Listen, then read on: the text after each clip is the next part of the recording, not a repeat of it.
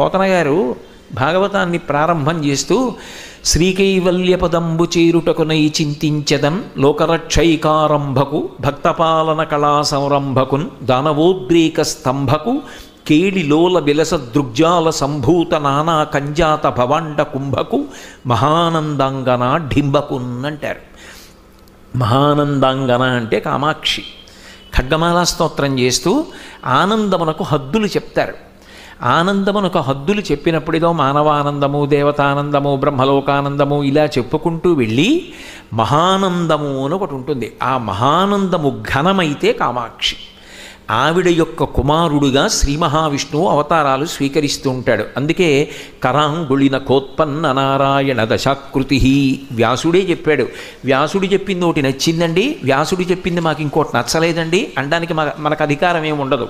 నచ్చితే అన్నీ నచ్చాలి, నచ్చకపోతే మొత్తం మానేయాలి. మానేస్తే నువ్వు పాడవుతావేమో కానీ వ్యాసుడు పాడయ్యేది ఏమీ ఉండదు. కాబట్టి వ్యాసుడు ఏది చెప్పినా సత్యమే అని అంగీకరించాలి. కరాంగుళిన కోత్పన్న నారాయణ దశాకృతి. అమ్మవారు ఇలా అంది అంటే 10 వేళ్లల్లోంచి శ్రీ మహావిష్ణువు యొక్క దశావతారములు వచ్చాయి. ఇప్పుడు కృష్ణుడెవరు? మహానందాంగన ఢింబకున్. అంగన అంటే ఆ స్త్రీ మహానంద స్వరూపిణి అయినటువంటి కామాక్షి పరదేవత యొక్క కుమారుడే పరిపూర్ణావతారమైన కృష్ణుడు అని చెప్పకుండా అంతర్లీనమైనటువంటి ఒక గొప్ప రహస్యాన్ని పోతన గారు భాగవత ప్రారంభంలో పద్య రూపంలో, ప్రార్థనా రూపంలో ఆవిష్కరించారు. అందుకే ఆ తల్లి సృష్టి చేయవలసినటువంటి బ్రహ్మగారికి దానికి కావలసినటువంటి శక్తిని సరస్వతీ రూపంగా ఇస్తుంది. విష్ణువుకి స్థితికర్త కనుక దానికి కావలసిన శక్తిని లక్ష్మీ రూపంగా ఇస్తుంది. ప్రళయకర్త అయినటువంటి పరమశివుడికి, ప్రళయకర్త అంటే చంపడం ఒక్కటే మహాప్రళయం అని మీరు అనుకోకూడదు. నిద్రాకాలిక సుఖాన్ని ఇవ్వడం స్వల్పకాలిక ప్రళయం అంటారు. జ్ఞానం ఇచ్చి మోక్షానికి అధికారం ఇవ్వడం ఆత్యంతిక ప్రళయం అంటారు. పుట్టి చచ్చి ఎన్ని జన్మలెత్తినా ఇంకా భగవంతుణ్ణి చేరలేకపోతే ఆయనే మనని పొంది కొంతకాలం జీవులకు విశ్రాంతినిస్తే మహాప్రళయం అంటారు. ఈ 3 ప్రళయములు శివుడు చేస్తూ ఉంటాడు. అందుకే ఆయన మహాకరుణామూర్తి. అంతేగాని శివుడు అంటే చంపేసేవాడన్న అర్థం ఎక్కడా లేదు లోకంలో. మహామంగళప్రదాత. ఆయనకి కావలసిన శక్తినిచ్చేటటువంటి తల్లి కూడా ఆమెయే. ఇప్పుడు ముగ్గురికి 3 రకములైన శక్తులనిచ్చి ముగురమ్మల మూలపుటమ్మగా నిలబడగలిగిన అమ్మ ఎవరో ఆమె కామాక్షి. అంటే అది మూలతత్వం. అందుకే అమ్మలగన్నయమ్మ ముగురమ్మల మూలపుటమ్మ చాలా పెద్దమ్మ, సురారులమ్మ కడుపారడి బుచ్చినయమ్మ, తన్ను లోనమ్మిన వెల్పుటమ్మల మనంబున ఉండెడి అమ్మ దుర్గమాయమ్మ, కృపాబ్ధినిచ్చుట మహత్వ కవిత్వ పటుత్వ సంపదల్లంటారు పోతన గారు. ఆ తల్లి ఏ శక్తినైనా అనుగ్రహించగలదు. అందుకే ఆమె ఎవరు అంటే సృష్టి, స్థితి, లయ ఇవి కాక కంటికి తెలియకుండా అనుభవంలోకి వచ్చేటటువంటి తిరోధానము, అనుగ్రహము అనేటటువంటి 5 కృత్యములను నిర్వహించగలిగినటువంటి పంచకృత్య పరాయణ. అటువంటి తల్లి ఒక చోట రూపాన్ని పొంది కూర్చుని ఉంటే అది కామాక్షి. అందుకే అది స్త్రీలింగమనండి, పుంలింగమనండి. ఎవ్వడు సృజించు ప్రాణుల ఎవ్వడు రక్షించు త్రుంచు ఎవ్వడనంతుండెవ్వడు విభుడెవ్వడు వాడివ్విధమున మనుచు బినుచు హేలారతుడయి అంటారు. ఏ తల్లి ఈ లోకములనన్నింటినీ హేళగా సృజిస్తోందో, నిలబెడుతోందో, పడగొడుతోందో, దానికి కావలసిన శక్తిని 3 మూర్తులకు ఇస్తోందో అటువంటి ఆదిశక్తి అయినటువంటి అయ్యాదిమశక్తి అంటాడు శ్రీనాథుడు కాశీఖండంలో. అటువంటి ఆదిశక్తి ఒక సాకార రూపాన్ని పొంది నిలబడితే ఆవిడయే కామాక్షి. ఇప్పుడు ఆ కామాక్షి ఏమివ్వలేదు? ఏదైనా ఇస్తుంది ఆవిడ. ఆవిడ సహజంగా శక్తి స్వరూపం. కామాక్షి ఇంకొక రకంగా చూడండి. క అంటే బ్రహ్మశక్తి సరస్వతి, మ అంటే విష్ణుశక్తి లక్ష్మి. ఆవిడ యొక్క 2 కన్నులలో 2 శక్తులు ఉంటాయి. కా మ అంటే సరస్వతి లక్ష్మి. అందుకే సచామర రమావాణి సవ్యదక్షిణ సేవిత అంటాడు వ్యాసుడు లలితా సహస్రంలో. కామాక్షికి ఒకవైపు కుడి చేతి వైపు సరస్వతీదేవి ఉంటుంది, ఎడమ చేతి వైపు లక్ష్మీదేవి ఉంటుంది. కుడి చేతి వైపు సరస్వతీదేవి చామరం వేస్తూ ఉంటుంది, ఎడమ చేతి వైపు లక్ష్మీదేవి చామరం వేస్తూ ఉంటుంది.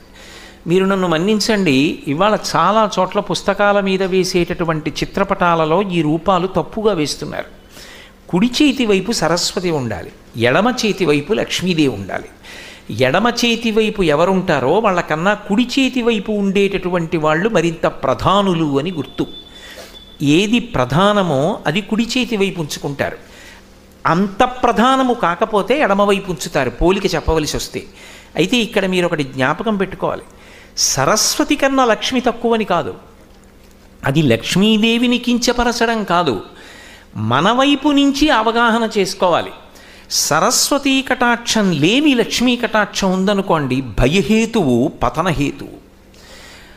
ఏ అక్షరం ముక్క రాదు అతనికి, 2 అంకెలు కూడలేడు, ఒక్క వేలిముద్ర మాత్రమే వేయగలడు.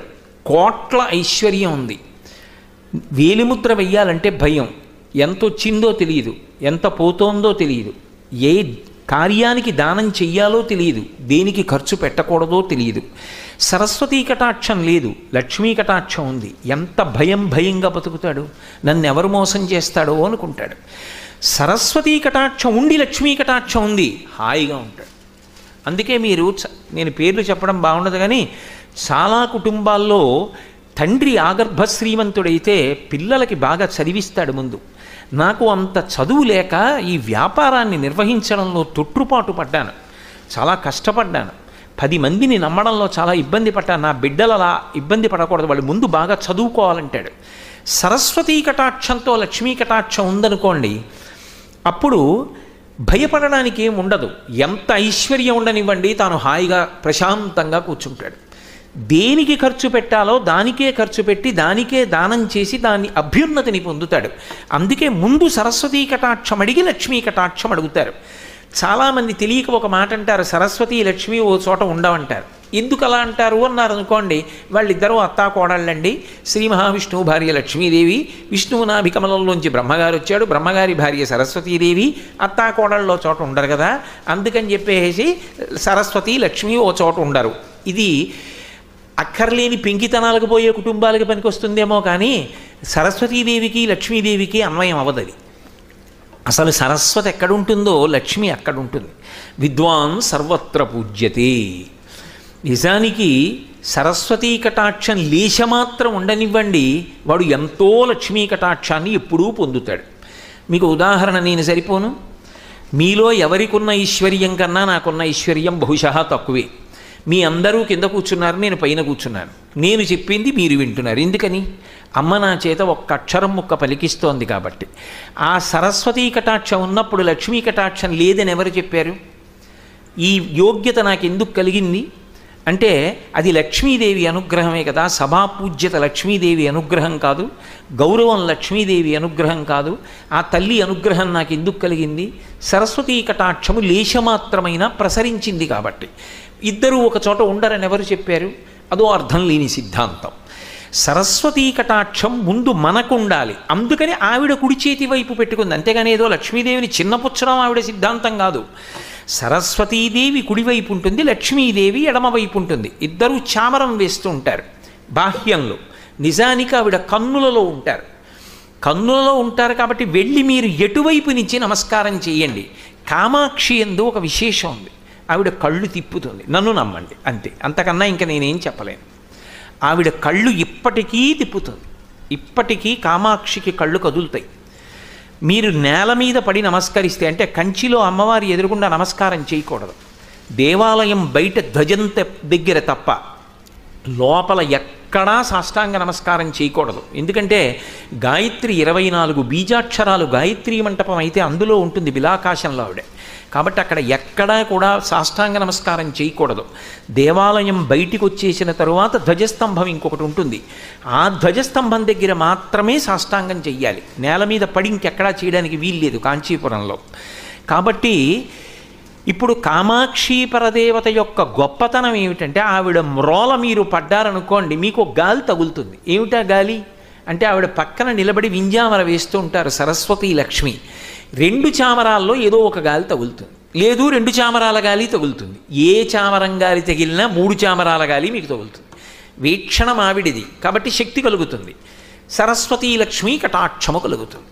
కామాక్షి పరదేవత యొక్క చూపు ప్రసరించినంత మాత్రం చేత ఆ వ్యక్తి సరస్వతీ లక్ష్మీదేవుల యొక్క కటాక్షమనకు పాత్రుడవుతాడు. అందుకే సౌందర్యలహరిలో శంకరులు పూర్తి చేస్తూ సరస్వత్యా లక్ష్మ్యా విధిహరస పత్నో విహరతే అంటూ ఆ సరస్వతీదేవి యొక్క కటాక్షాన్ని మొట్టమొదట ప్రస్తావన చేస్తారు. అలా ఇవ్వగలిగిన తల్లి ఎవరు అంటే కామాక్షి.